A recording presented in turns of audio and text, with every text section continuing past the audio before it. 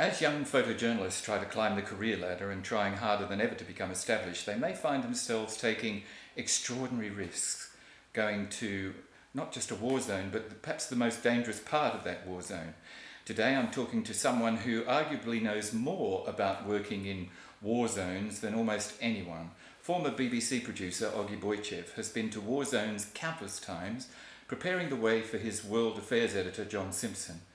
Is he concerned about the growing number of freelancers heading straight into conflict zones without taking the realities on board, Oggy?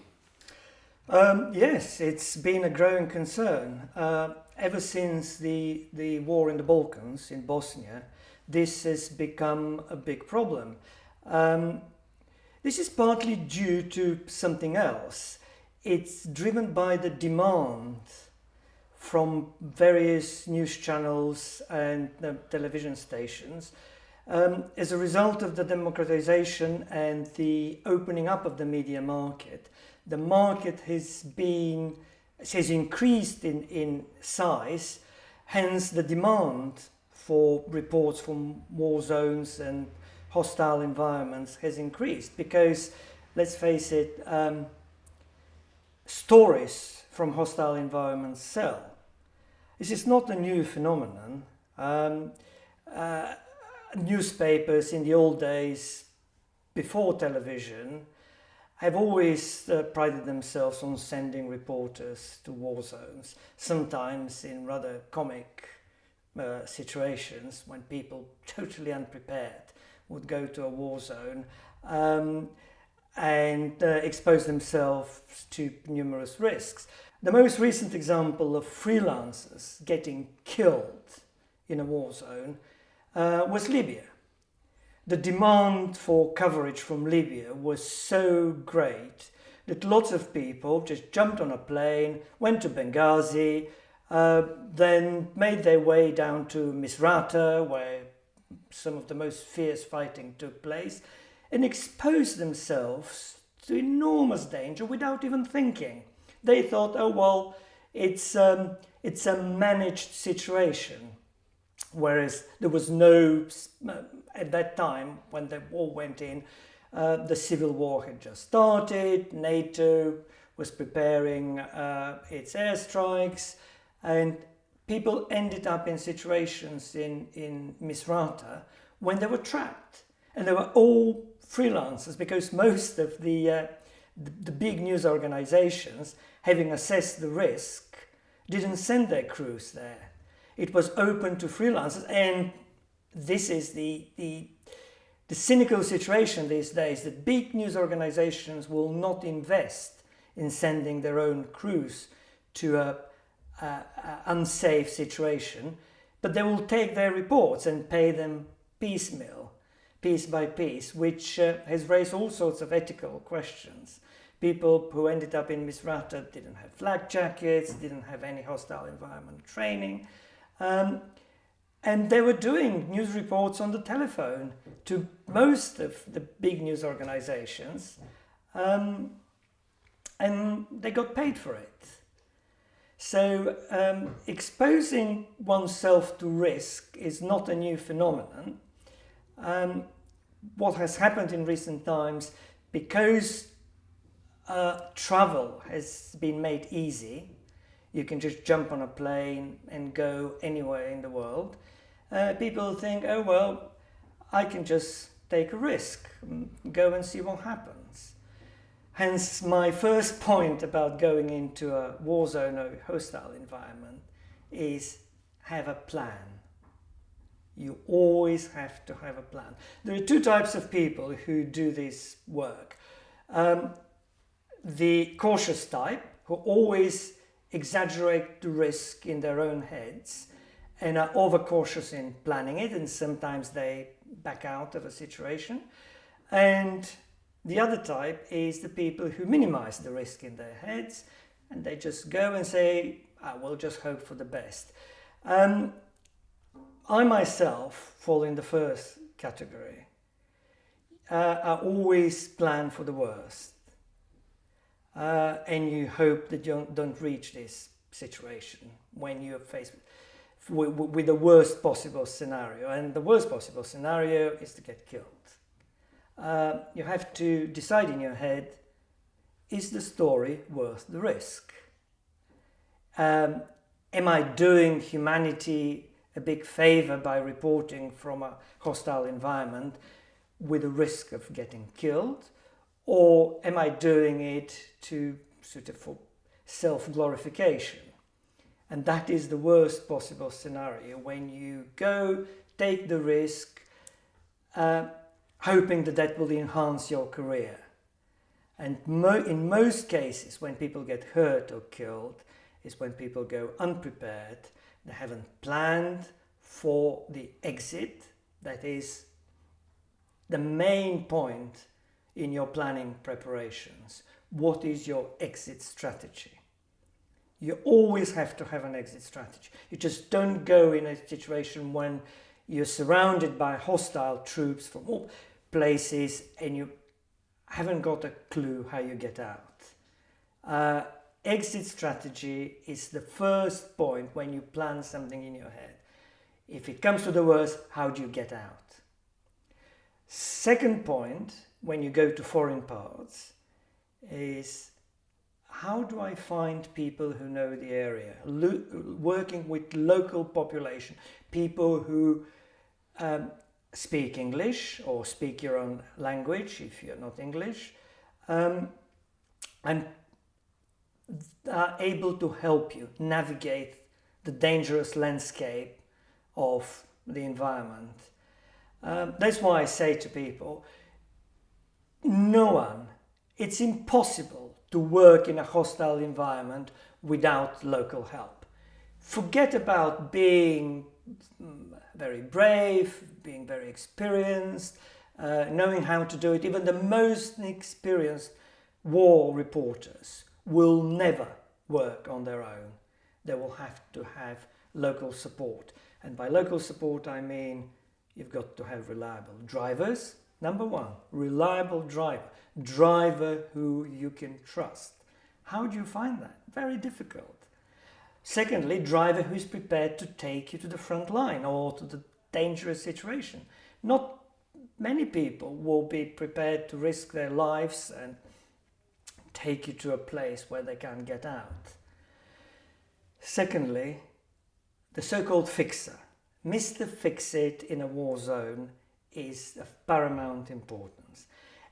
This was first highlighted during the Bosnian War, the siege of Sarajevo, where foreign reporters were unable to do anything. They would be confined to their hotels without being able to do anything without Mr. Fix-It. And Mr. Fix-It is normally a local wheeler dealer, normally a person with not very savory background, but for a pay, for some money into his hand, he or she, very rarely, it's mostly Mr. Fix-It, will be prepared to help you. They will be prepared to put you in touch with the right people to interview. They will be prepared to take you to the right places where from a safe distance you can film what's unfolding in front of you. And they will be prepared to get you out of a dangerous situation. How do you find Mr. Fix-It? Well, that's the crucial part.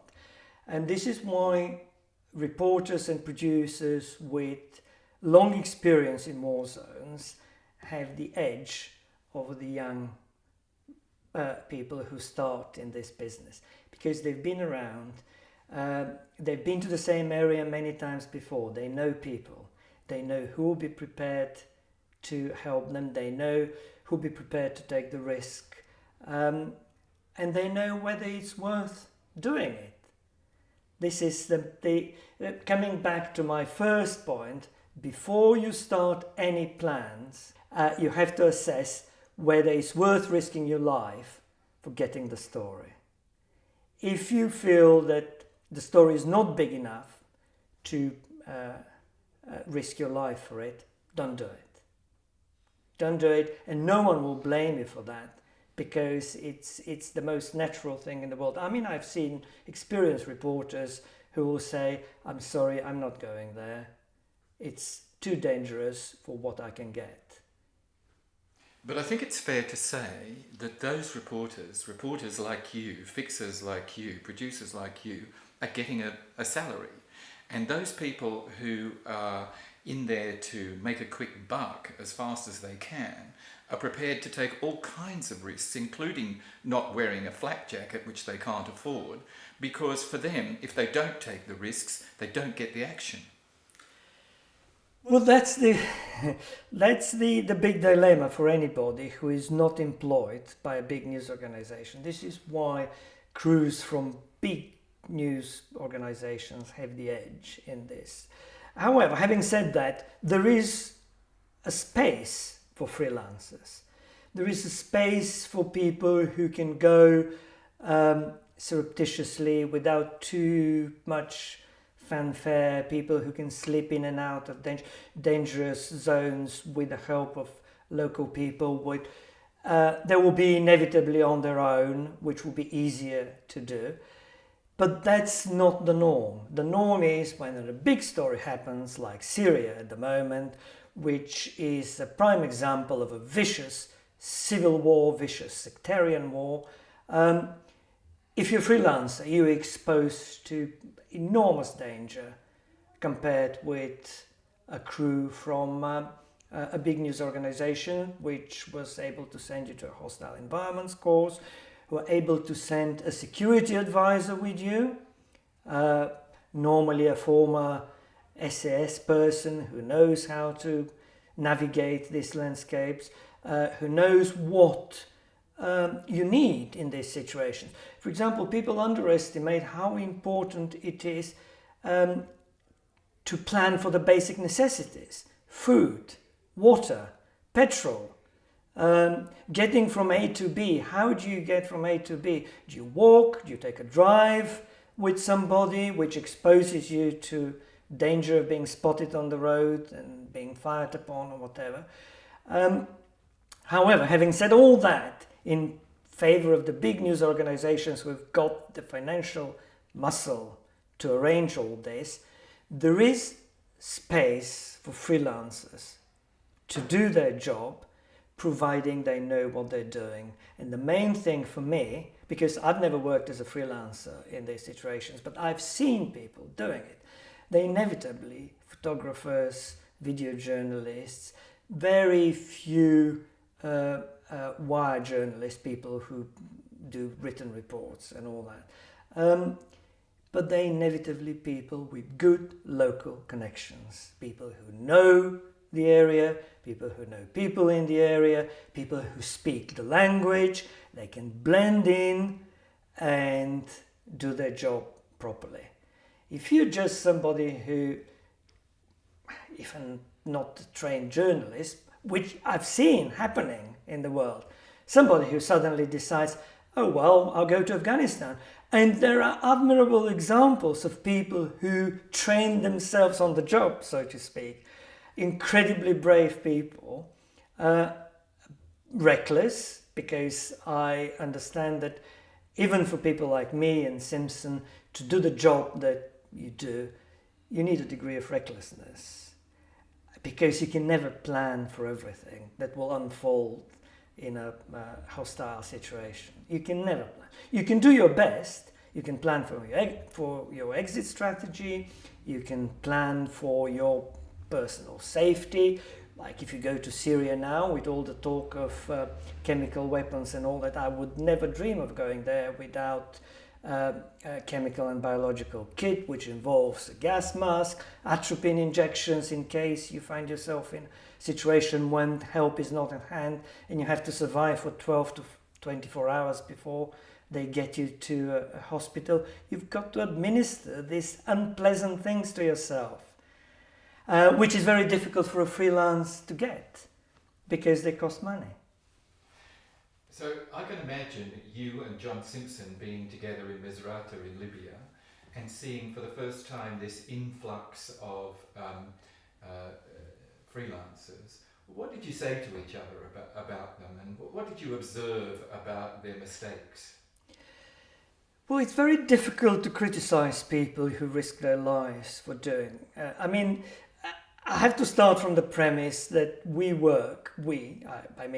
by that I mean journalists, we work in a very competitive environment.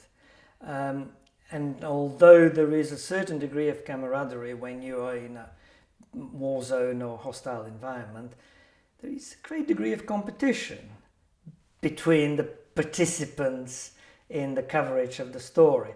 So in the same way as any freelancer will see Simpson as the big competition if he turns up on a particular patch, in the same way we see these incredibly brave freelancers as the competition.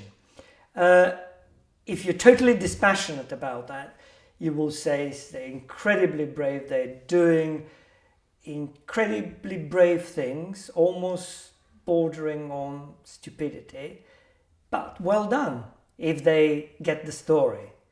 However, to come back to the Misrata situation, 3 people got killed in Misrata because they ended up on their own. They ended up with the rebels, surrounded by Gaddafi loyalists, with no escape. It was a very claustrophobic situation, being pounded from all sides by Gaddafi loyalists.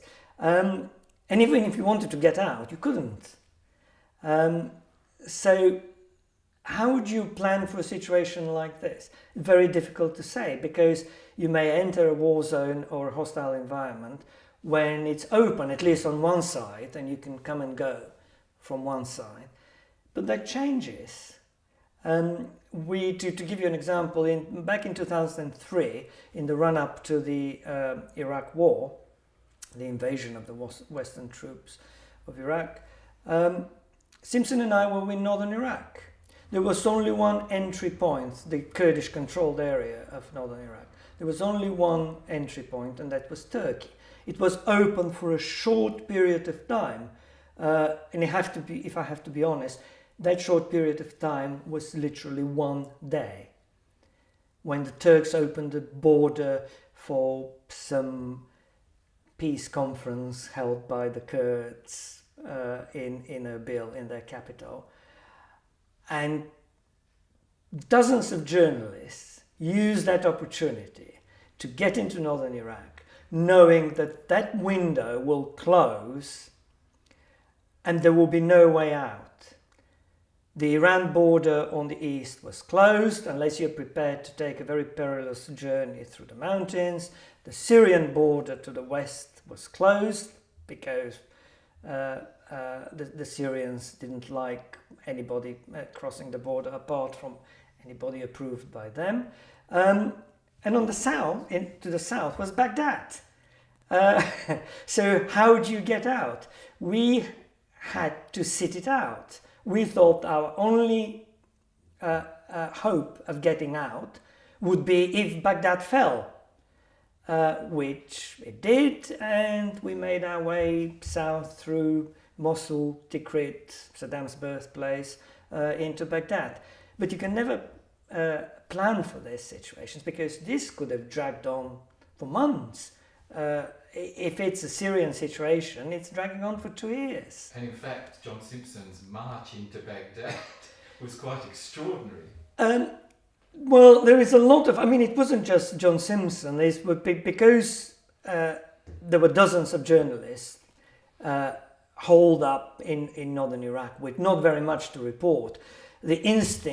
Everybody's instinct was try to get as close as possible to Saddam Hussein's positions, or break through them and go into no man's land and start reporting something which is newsworthy. This is why so many journalists died in northern Iraq. More journalists died in northern Iraq, which was not on the front line, than people traveling with the American and the British troops from the south. So it's glamorous, and I can understand that there is a certain degree of glamorizing war reporting. It's glamorized not because of the people who do it, but of the people who consume the products, and by that I mean the general population, and by that I mean the news channels which offer this material. I mean, bizarrely, the bombing of Simpson's convoy in northern Iraq provided the biggest story of the war, which was not relevant to what was going on. It was a friendly fire situation. So talk to me about a person going into a war zone for the first time. First of all, before they leave home, what should they think about? What should they put in their backpack? What should they expect to happen? A person going to a war zone for the first time, my first advice to that person was don't go on your own. Try to find a way to go with either other like-minded people and form a group, a cooperative, if you like, or attach yourself to a big network.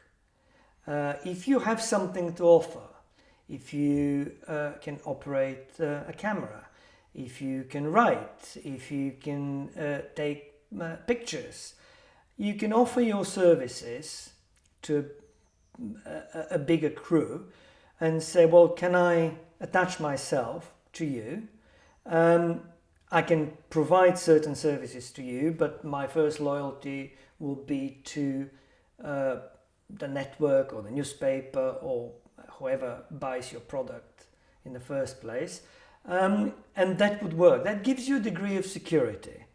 I mean, again, coming back to the Iraq War in 2003, without naming names, there were two people, diverse backgrounds, diverse nationalities, who attached themselves to our crew simply by offering something to us.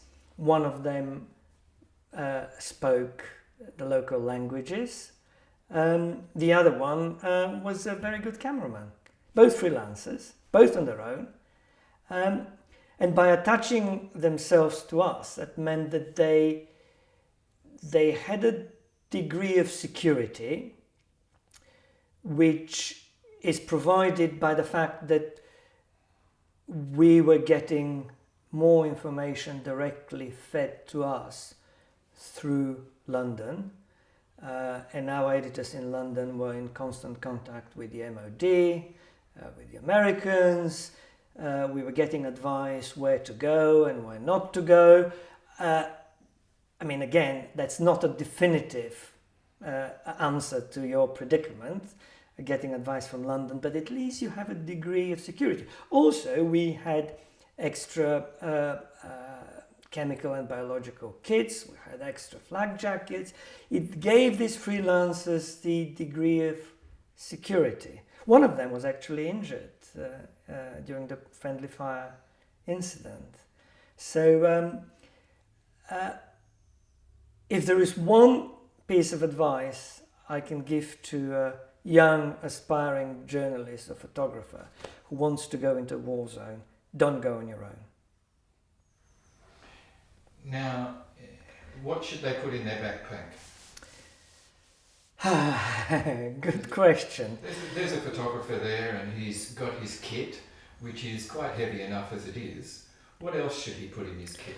Well, if you go into a war zone, and by that I mean not just a conventional war situation when you have a front line with two sides fighting each other, because inevitably you will go to one of the sides. You can't go in no man's land in the middle. Practical things. If you can get hold of a flak jacket, which is very expensive, take one. Don't worry about how heavy it is and all that. It's well worth it. It can save your life. And I've seen people moaning about taking flak jackets, wearing them, wearing helmets because it's heavy, in a hot environment, it's sweaty and it's difficult to operate your camera. It's all round difficulties wearing a flak jacket, but it saves lives. Only example I can give you, Simpson still keeps at home a flak jacket with a big piece of shrapnel, big piece of sharp metal embedded in it, in the back of it, which saved his life. If he hadn't worn the flak jackets, he would have been dead. So a flak jacket, I know it's difficult for a freelancer to procure a flak jacket, but if you attach yourself to a bigger news organizations, maybe they can provide one for you. Secondly, normal things. A compass, a map,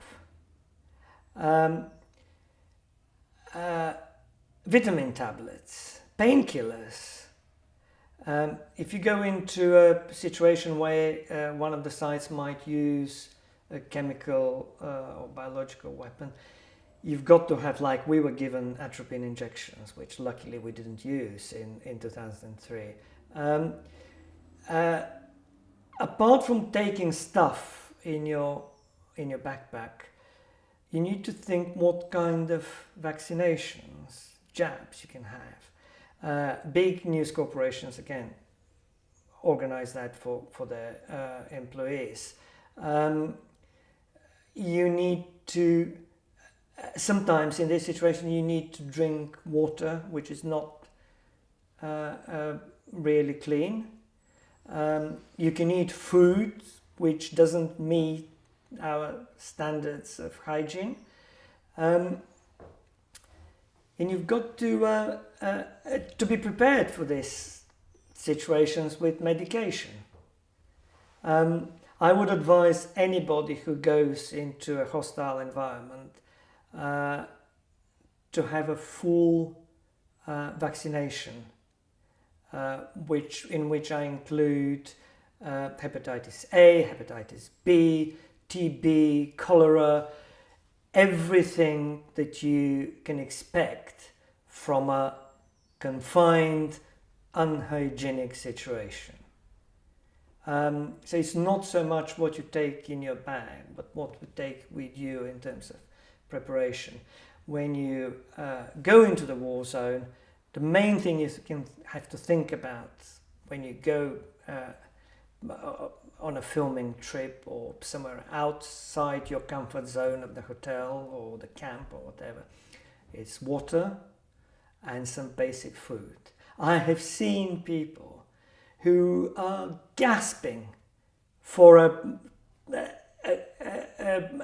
bit of water because they've forgotten to take any with them. And by that I mean drinkable water, because there's always water around you, but you can't take the risk of drinking it.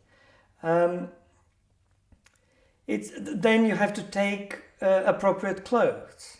If you go into a hot environment, you've got to make sure, or environment where the sun is still strong, you've got to make sure you take light clothing, but inevitably clothing which covers the whole of your body. You've got to take a hat, because there's no point in going somewhere and then suffering severe burns from the sun, which takes you out of circulation. Talking of that situation about protecting yourself from the sun, don't assume that when you go there will be somewhere to buy sunblock or that sort of thing. You've got to think about everything that the particular geographic environment requires you to do. Think of it as going on a holiday. If I'm going on holiday in the jungle, what kind of kit do I need to take with me? If I go on a holiday to the desert, what kind of kit I need to take with me? I mean, it's common sense, in addition to the dangers of the war situation. There are the dangers of the physical environment. I think it's fair to say that not all freelancers can attach themselves to large organisations, And there may be people who believe that the best way to finding a good job is to do a good job as a freelancer in the first place, and to come back with plenty of action in their cameras. What advice would you give to people, because we know people are going to do that, what advice would you give to them in terms of risk taking? Well, it's very difficult to give advice to somebody who is determined to do something, and I can understand what you're saying about young ambitious reporters or photographers who want to make a name for themselves, and inevitably they will take the risk. Well, the basic advice will be, I guess, use your common sense. There is nothing I can advise you which will take into account all the intricacies of individual situation. I know people who've done that. I know people who've been out on their own. People who have taken bigger risks than journalists working for big organizations. It is very difficult. It's one of these intractable situations. It's like the chicken and egg situation. If you're a young journalist, you've got to prove yourself. In order to prove yourself, you've got to do something. You've got to take inordinate risk. You've got to take bigger risk than the rest of us. And again, it comes back to my first point. Do your homework. Plan in advance. Research the geographic area, research the political situation, have a plan B, and plan B is the exit strategy. What do I do if I'm suddenly trapped? Or how do I avoid getting myself in a situation when I'm trapped? And don't forget, when you get into a big story, like Syria or Libya, when you go into the entry points of these war zones, like Benghazi was because it was held by the rebels in Libya, or like several points on the Turkish border now on the Syrian story, you will see lots of people like you. You will see other people. You talk to them, find out where they're going, what they're doing. Don't rush straight away. Take a few days to research the situation, find somebody who can help you with local knowledge. But that's the other thing for a young aspiring journalist. You've got to take money with you. Don't think that you can just manage on your own you've got to take money, you've got to research what is the currency the local people accept. There were ridiculous situations in Iraq, for example, when they wouldn't take $100 notes because the chances of getting fake $100 notes were higher than getting smaller denominations. So that sort of thing. There are situations when people don't want dollars, they want euros, they don't like euros, they take pounds. And if you end up with a wallet full of credit cards, that's not going to do you any good. You're in the war zone, you're a young photojournalist, and everything starts to go wrong. What do you do? Keep calm. The worst possible scenario is to panic and do something stupid. I'm of the opinion that if you don't know what to do, don't do anything. Just stay where you are, try to keep safe, try to get shelter or cover, try to make sure that you've got enough water and food.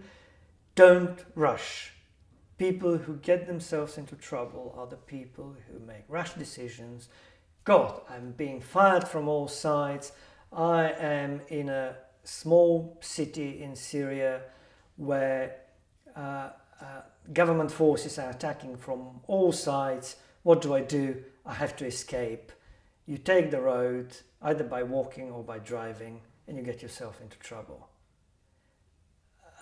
The first thing you do is try to assess the situation in a very reasoned way. People are, ordinary people are in a position to do that, but don't do things at the spur of the moment. That's the worst possible scenario. So if you can just take a deep breath, hide with a family who are sympathetic to you, or if you're on your own, try to take cover, make sure you've got enough water, and don't rush it. Communications is the second most important thing. The first one is to keep safe, try to keep safe somehow. A second one is to have an open line with the rest of the world. Even if you have to call somebody in London, if your mobile phone is working, or if you can pass messages through the local population to somebody, you've got to have an open channel of communication with the rest of the world. If you don't, and I can understand there might be situations when you don't, then don't panic. If you panic and start doing reckless things, you're more likely to get into trouble than if you try to keep calm and take some time to assess the situation. Talk to me about psychological preparedness. Well, I'm glad you asked this question. I think that this is one of the most important preparations if you decide to take a career in war reporting. Because even if you think of yourself as very tough, things that happened on the ground in a war zone can have a profound impact on you. Not just by being fired upon or finding yourself being chased by unfriendly people who try to kill you. In those situations, you probably don't think about what damage it does to you, to your psychological state. The adrenaline rush is such that it just blocks out everything else, and in my experience you don't really have traumatic memories of this because it's the excitement that takes over everything else. But there are situations when you see dead bodies. A young journalist will probably see a dead person for the first time in their life if they go into a war zone. You see bodies of dead children. People might die in your arms. Friends or strangers might. For me, the biggest experience of the Iraq War was not the trauma of people around me getting killed, or one of the producers who worked for us got blown up by a landmine. His his leg had to be amputated. His cameraman got killed. His body was cut in half by a landmine. I didn't see that. For me, that was just a report that you can read in the newspapers or hear on the radio, because television don't normally show these pictures. But the people who saw these things had been traumatized for life. How do you deal with a situation when your cameraman lies dead on the ground with his body cut in half by a landmine? You've got to deal with the situation. People then somehow managed to get the two bits of the body into the back of the car and took it back to the nearest big population center, where the body was taken into a morgue and all that. For me, personally, the biggest traumatic experience in my work in war zones when our translator in Iraq, who got severely injured in the friendly fire incident, had his leg cut off by a shrapnel. He was still alive. He was being brought back to the ambulances which I managed to secure to take our injured people. As he was transferred from the back of a Kurdish pickup truck, I held him in my arms for a brief period of time. I don't know how long. It can't have been longer than a minute, to take him into the ambulance, and he died. I just put him on the stretcher and said to the American paramedic, please make sure he gets the same treatment as any of us would. He said to me, I'm sorry, he didn't make it. Didn't realize he had died in my arms. He died because he bled to death of this severe injury. And years after that, I had this recurrent dream of Cameron dying in my arms. It was far more traumatic than seeing whole villages being obliterated by bombing and all that, because it's all very abstract. The immediacy of somebody dying in your arms is far more traumatic.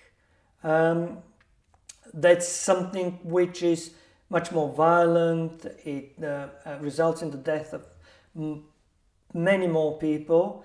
And you've got to deal with it. And lots of people who end up coming back from war zones with big traumas, they don't want to go back. And this is what you've got to decide as a young, aspiring war reporter or photojournalist. You've got to be prepared to deal with very difficult situations when people will die next to you, and how do you deal with it? Oggy Boytchev, thanks so much for talking to us today.